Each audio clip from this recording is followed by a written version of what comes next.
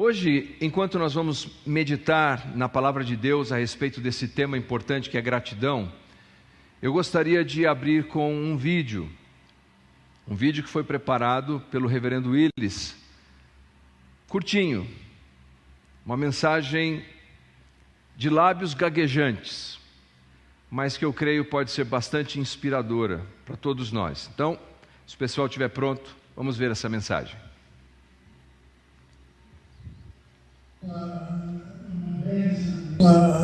Uma bênção, né? Vocês estão hoje como estão hoje também lembrando do Senhor, e nós lembramos daqueles tempos que nós tivemos aqui em Mogi, né? Eu louvo a Deus por tudo isso. Eu sei que algum dia todos nós estaremos na presença do Senhor, mas até lá nós estamos servindo ao Senhor a maneira possível, e porque nós queremos continuar, que o ministério do Senhor continue também, porque vocês, cada um de vocês, tem sido uma bênção de Deus. Amém. 97 anos. Apesar dos prejuízos cognitivos, quando ele olha para trás e busca lá na memória dele a jornada do ministério que foi implantado, esse ministério, a Becar, as nossas igrejas, ele olha para trás e ele diz: eu louvo a Deus. Porque no final do dia, Deus é o grande presenteador de todo o universo. Não há ninguém mais generoso do que o nosso Deus. Por exemplo, é no livro de Gênesis que nós vemos Deus oferecendo o seu próprio fôlego de vida aos seres humanos.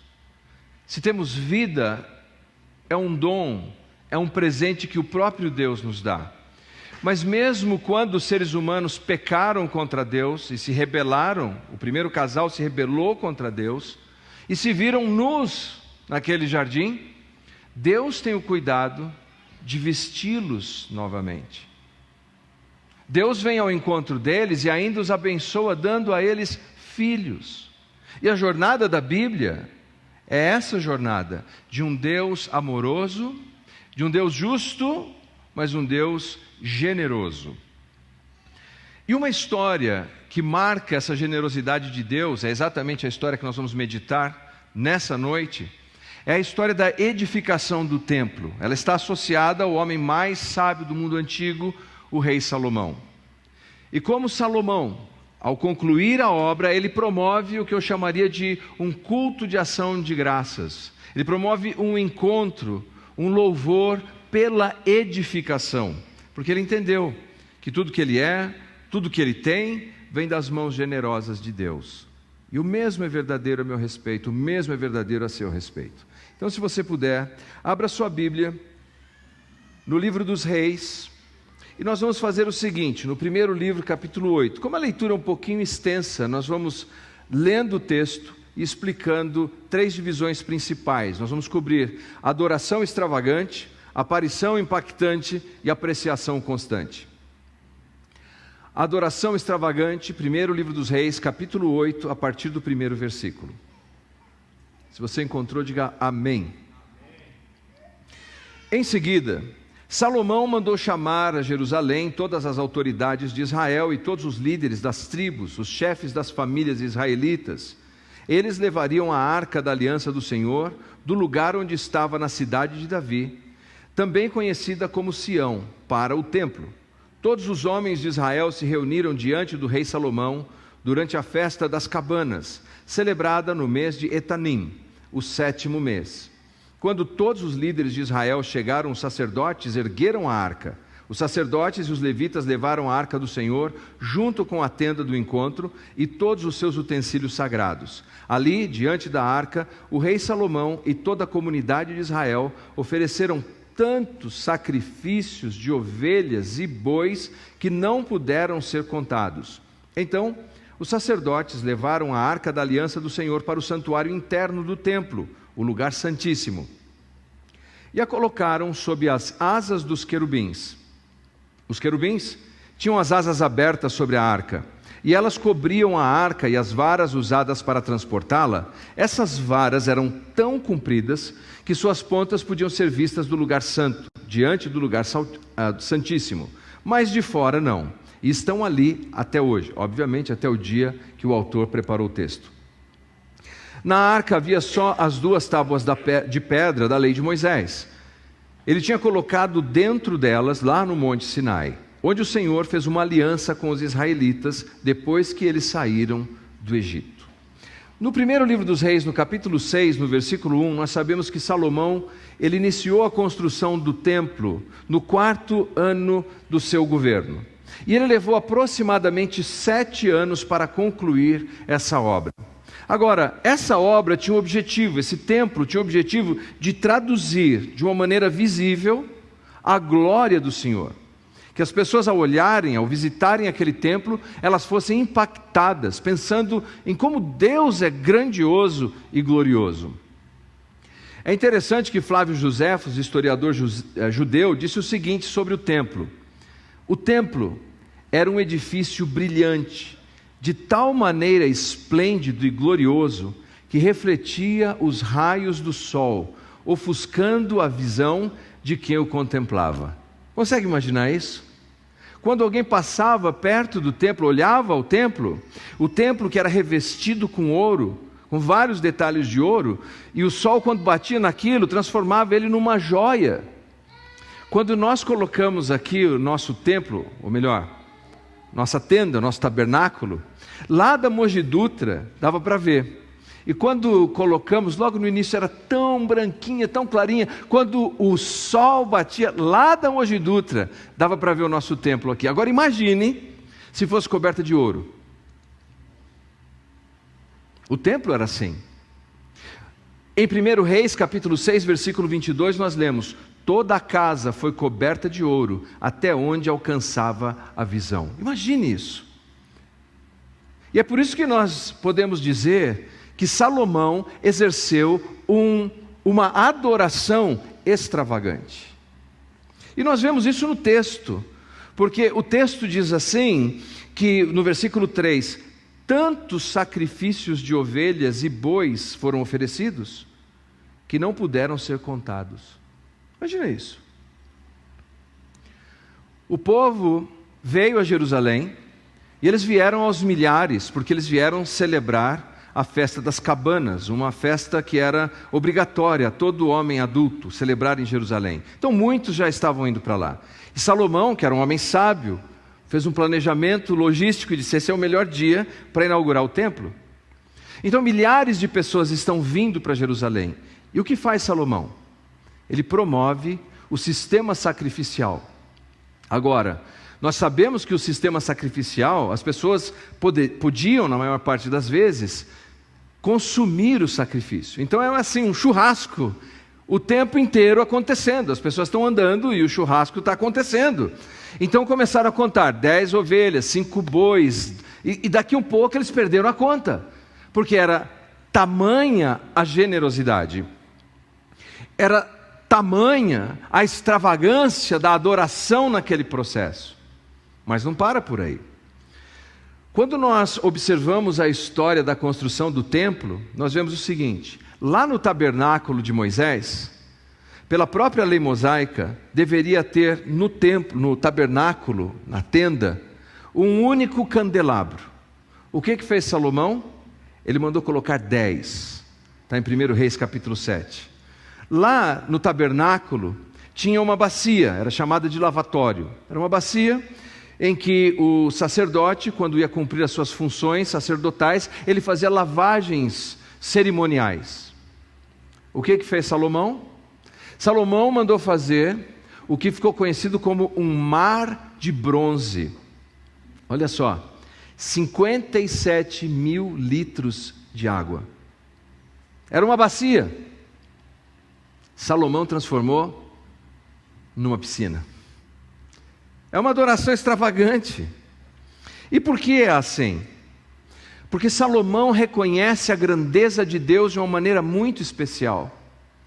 E ele pensa que Deus merece o seu melhor. Ele pensa que as relações interpessoais que ele tem, quando ele oferece todos estes sacrifícios que não se pode contar, quando o templo é decorado com ouro e tantas outras coisas que ele repaginou, ele está dando uma mensagem às pessoas. Esse é o tanto que eu amo a Deus, que eu adoro a Deus. Então, quando nós pensamos, por exemplo, no Cazuza, que dizia que era exagerado, perto de Salomão não é nada. Porque Salomão é um homem exagerado no que diz respeito às coisas de Deus. E ele, meus queridos, é o homem mais sábio do mundo antigo.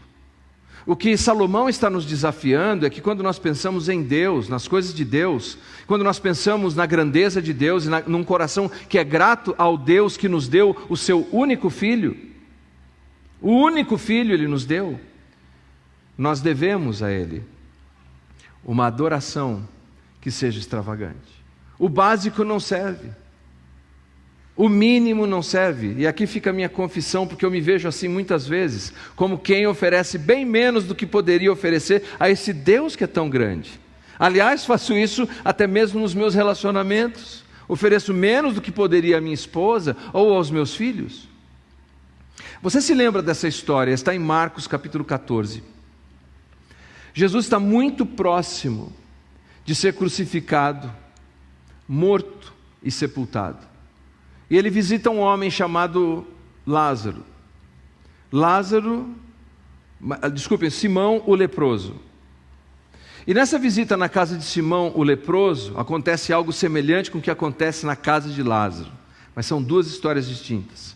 Lá na casa de Simão o leproso vem uma senhora, uma mulher. Ela tem um frasco de perfume, lembram disso?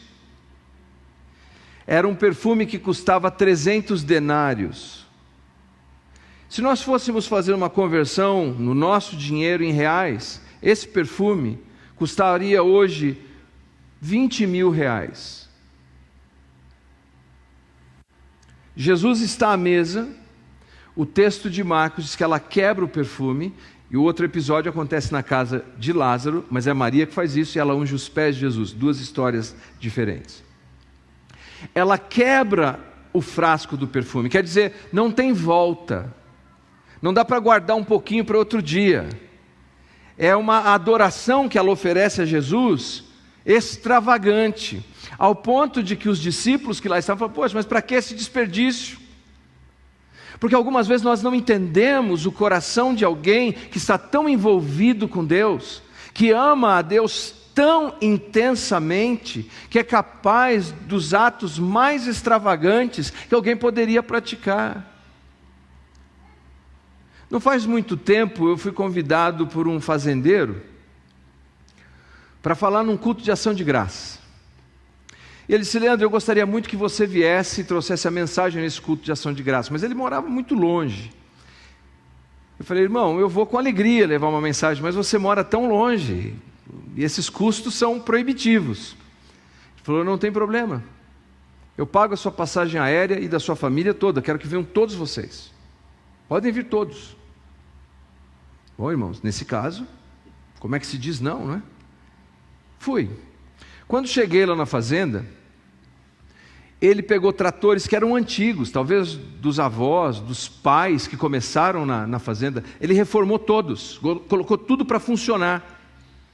Ele pegou um galpão que eles tinham e transformou aquele galpão num ambiente de celebração. Tinha comida de tudo quanto é jeito que você pode imaginar ali.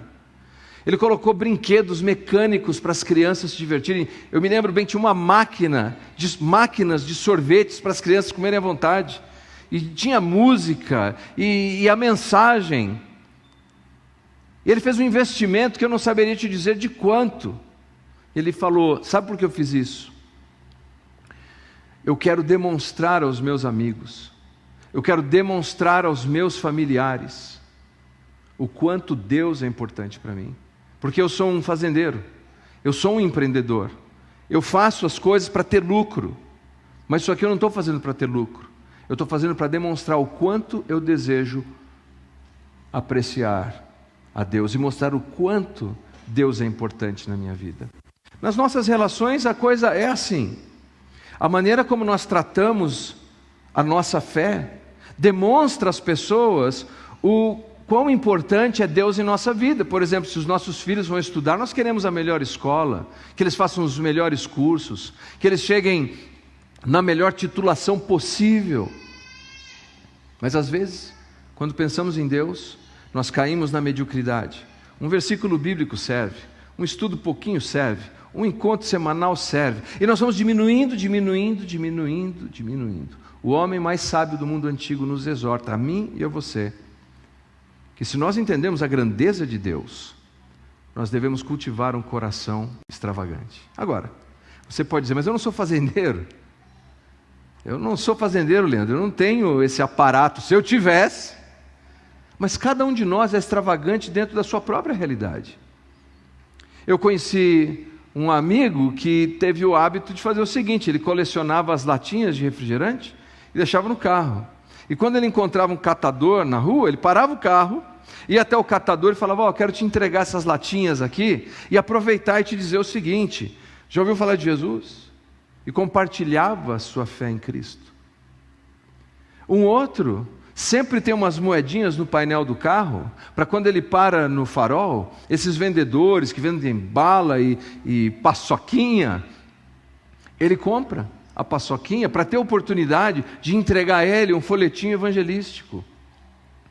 E ainda um outro que eu conheci tem o hábito de que todas as vezes que come no restaurante, ele dá uma boa, generosa gorjeta ao garçom. Ele diz assim: sabe por quê? Ao fazer isso eu conquisto o direito de falar a ele da minha fé, porque tem crente que gosta de falar de Jesus, mas é mão de vaca que só. Qual é a área da nossa vida que eu e você podemos, ao contemplar a experiência de Salomão, pensar que nós podemos mudar um pouco? Nós podemos ser um pouco mais extravagantes no que diz respeito à nossa fé. Nós podemos nos planejar melhor para mostrar o quanto nós amamos a Deus. Salomão fez isso. Para ele era importante, ele entendia que as suas ações eram assim. O que você pode fazer para sair daquilo que é ordinário, básico, mínimo? Que passo você pode dar a mais? E vou lhe dizer, todas as pessoas que conheci até hoje, que adotaram algum grau de extravagância no serviço a Deus, não se tornaram pessoas infelizes, se tornaram muito mais felizes. Assim como quem vive num relacionamento conjugal e é mais generoso com a pessoa com quem convive, é mais feliz, porque quem é grato é mais feliz. E é óbvio que então nós nos deparamos com uma transição nesse processo. Salomão faz a sua parte, uma adoração extravagante. E o que faz Deus? Isso nos leva ao nosso próximo ponto. Deus surge numa aparição impactante. Nós vamos ler, por causa do horário, apenas o versículo 10 e 11, mas eu tenho certeza que você vai ver o que é a manifestação da presença e da glória de Deus nessa história. Quando os sacerdotes saíram do lugar santo, uma densa nuvem encheu o templo do Senhor. Com isso, os sacerdotes não puderam dar continuidade aos seus serviços, pois a presença gloriosa do Senhor encheu o templo. Há uma palavra hebraica que é Shekinah, que não aparece no Antigo Testamento, ela aparece em alguns targuns de pessoas que escreveram ao povo que saiu do cativeiro babilônico. Shekinah, que fala da glória da presença de Deus, a gloriosa presença de Deus, que é descrita como uma fumaça. E se você notou com atenção o texto, eu li primeiramente na Nova Versão Transformadora, NVT, diz assim que surgiu uma nuvem densa. Mas veja outras traduções como esse texto é vertido. O texto diz assim, na Nova Versão Internacional: e Salomão exclamou: o Senhor disse que habitaria numa nuvem escura. Nova tradução na linguagem de hoje: aí Salomão disse: tu, ó Senhor, puseste o sol no céu, embora tivesses resolvido viver entre nuvens escuras. Almeida, Revista Corrigida. Então disse Salomão: o Senhor disse que habitaria nas trevas. Ouviu? Não é estranho? Bem, Salomão, ele buscou uma reflexão que se encontra na lei. No livro de Êxodo, nós lemos que o Senhor esteve com Moisés e a presença de Deus estava dentro de uma nuvem escura. No livro de Deuteronômio, nós lemos a respeito da presença de Deus em um monte e como tinha fogo e fumaça e uma nuvem escura. A palavra é arafel no hebraico e significa uma nuvem densa, ou uma nuvem carregada, ou uma nuvem escura. Já parou para pensar nisso? Quando eu venho com a minha esposa aqui do Vale do Paraíba, algumas vezes, a gente vai chegando em Mogi, de longe, você vê em cima de Mogi uma nuvem. E normalmente é uma nuvem escura, anunciando que vem chuva. E a Júlia diz assim: como chove nesse lugar. A maioria de nós não gosta das nuvens escuras. A maioria de nós não gosta dos tempos de escuridão. Mas Salomão diz o seguinte, que Deus habita também nas nuvens escuras.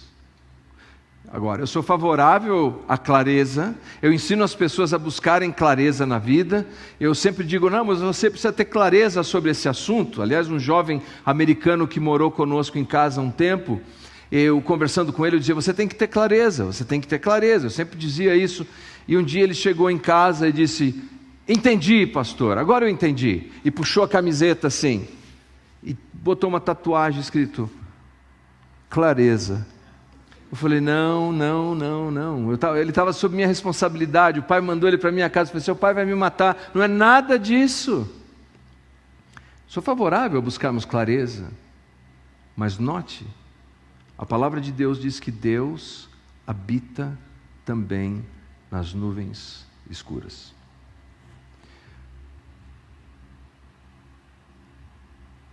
Quando eu e você vivemos esses tempos de escuridão na vida, tempos difíceis, nós precisamos lembrar que Deus continua presente conosco.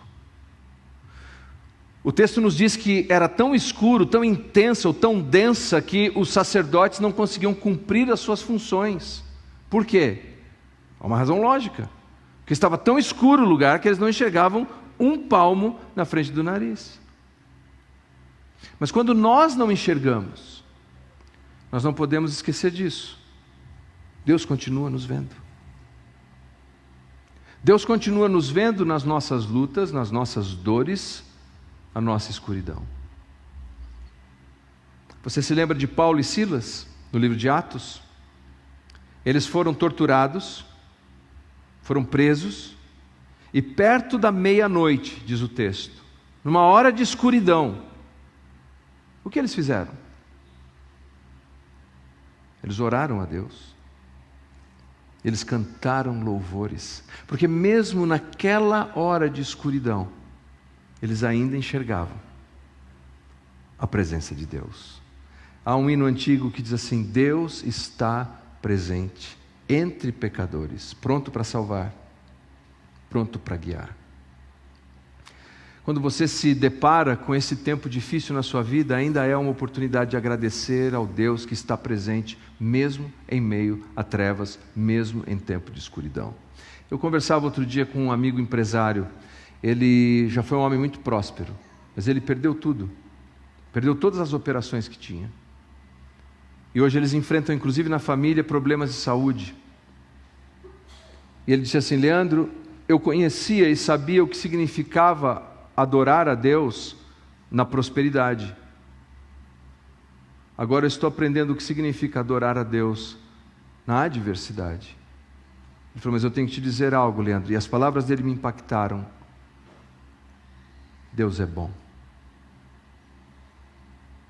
Não importa se você está vivendo um tempo assim, Deus é bom. Especialmente nós, que vivemos os dias do Novo Testamento. A presença poderosa de Deus, a presença impactante de Deus, a aparição impactante de Deus é uma realidade que podemos ver nos evangelhos. O evangelista João disse assim: nós vimos a sua glória, a glória do unigênito do Pai. Deus se fez carne em Jesus e chegou mais perto das nossas vidas. E nós podemos ter essa certeza de que o Deus que se aproximou de nós, Ele jamais nos abandona. E assim, queridos, se nós celebramos a Deus numa adoração extravagante, porque Ele merece, merece? Merece? Vou fazer um teste aqui.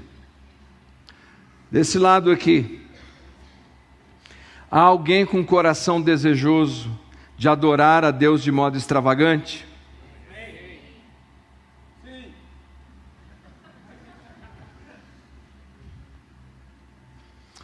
Aqui tem menos gente do que lá. Esse lado aqui, tem alguém com coração desejoso de adorar a Deus de um modo extravagante? Sim. Dou mais uma chance para eles ou não? Estamos na graça ou na lei? Temos pessoas aqui nessa noite com coração desejoso de adorar a Deus de modo extravagante? Sim. Que Deus nos ajude. Porque se Deus é Deus, o Evangelho é verdade, Jesus morreu na cruz do Calvário por nós, ressuscitou ao terceiro dia, a sua presença nos acompanha por meio do seu Espírito Santo, então Deus deve ser tudo para nós. Eu quero ouvir um amém extravagante. Amém. Você leva jeito, irmão. Aliás, o Hernani, hein? Isso nos leva ao nosso último ponto nesse texto: apreciação constante. Note no versículo 18, a palavra de Deus diz assim: mas o Senhor lhe disse, a sua intenção de construir um templo em honra ao meu nome é boa. É Deus explicando, aliás, Salomão repetindo as palavras de Deus, que Deus tinha dito a Davi seu pai. Note, em honra ao meu nome. Versículo 19: mas essa tarefa não caberá a você, um dos seus filhos construirá o templo em honra ao meu nome. Versículo 20: o Senhor cumpriu a sua promessa, pois eu sou o sucessor de meu pai, Davi, e agora ocupo o trono de Israel, como o Senhor havia prometido, construir este templo em honra ao nome do Senhor, o Deus de Israel. Versículo 18, em honra ao nome do Senhor. Versículo 19, em honra ao nome do Senhor. Versículo 20, em honra ao nome do Senhor. A ênfase de Salomão é que nós devemos cultivar uma apreciação constante por Deus. Honra. Quer dizer que quando Salomão constrói aquele templo maravilhoso e faz todos aqueles sacrifícios, ele está pensando na honra de quem? De Deus. Só que tem que honrar a Deus. Eu vou fazer bem feito porque eu vou fazer para Deus. Eu vou lutar por esse casamento porque eu luto por Deus. Eu vou cuidar do meu trabalho e fazer direito porque é para Deus. É para a honra de Deus. É isso que está na mente dele, e é algo que nós devemos cultivar continuamente em nossas vidas.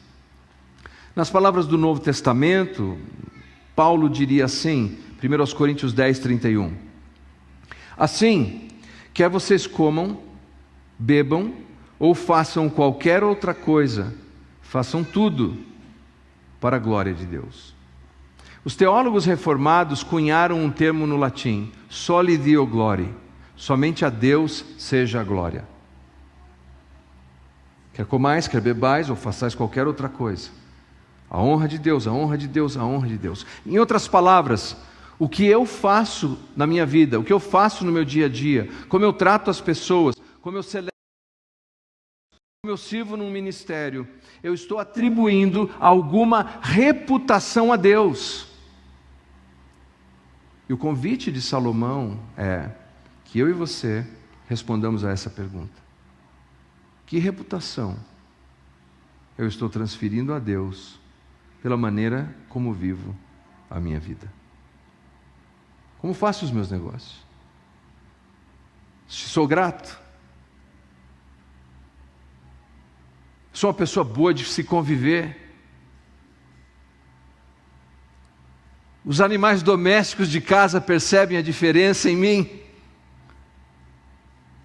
Porque quando o Evangelho entra na vida de alguém e essa pessoa tem um coração grato, até os seus animais percebem a diferença.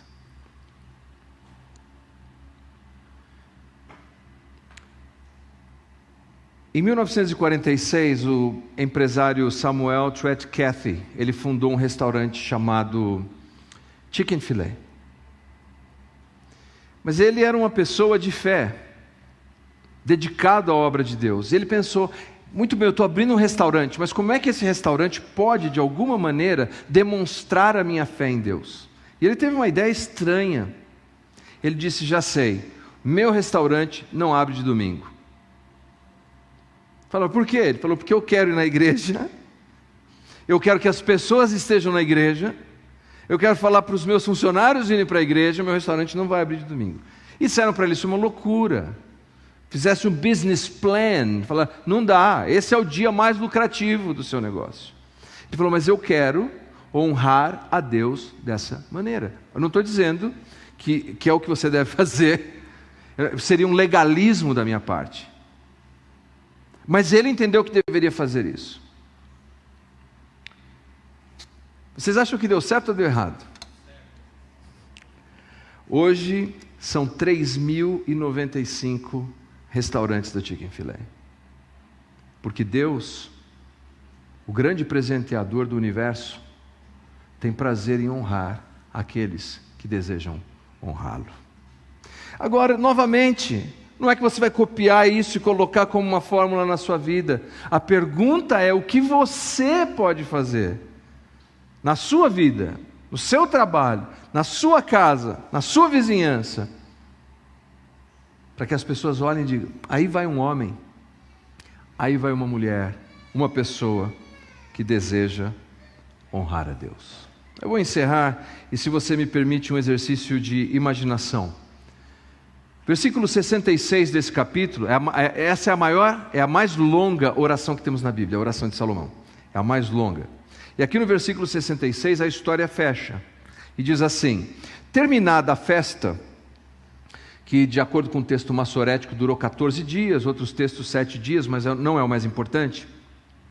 Terminada a festa, Salomão mandou o povo para casa. Olha só, parece que ninguém queria ir embora. Fala, gente, eu vou apagar a luz, vocês vão para casa, já deu agora, vão cuidar das suas responsabilidades.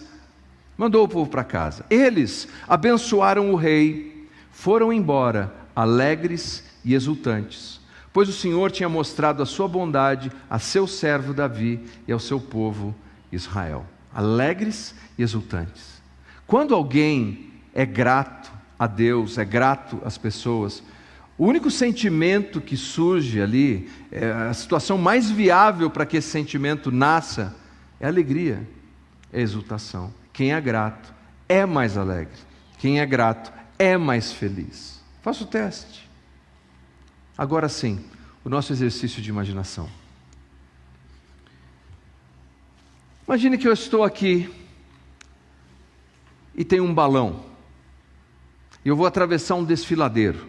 Há um grande desfiladeiro aqui. Exatamente aqui. Eu preciso chegar desse lado. Mas o meu balão é movido a expressões de louvor e gratidão.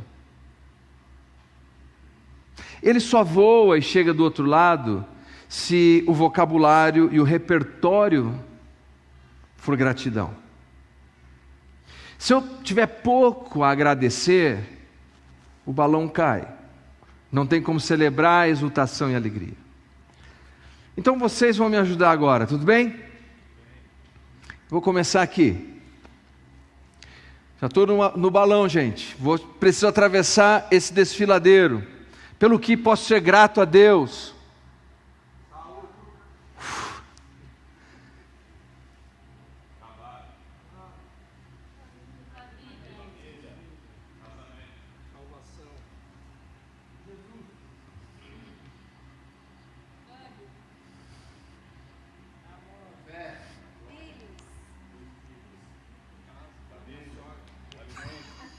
Que coisa mais linda. Até gratidão pela sogra surgiu aqui. Qual é o seu vocabulário de gratidão? Qual é o seu repertório de gratidão? O convite de Deus é que nós, o povo de Deus, sejamos um povo assim. Que eu e você, assim como Salomão, possamos oferecer a Deus adoração extravagante, buscar a sua gloriosa presença, mesmo quando as nuvens são densas e escuras, que possamos viver em apreciação constante por tudo que Deus é e por tudo que Deus faz. Vamos colocar em pé.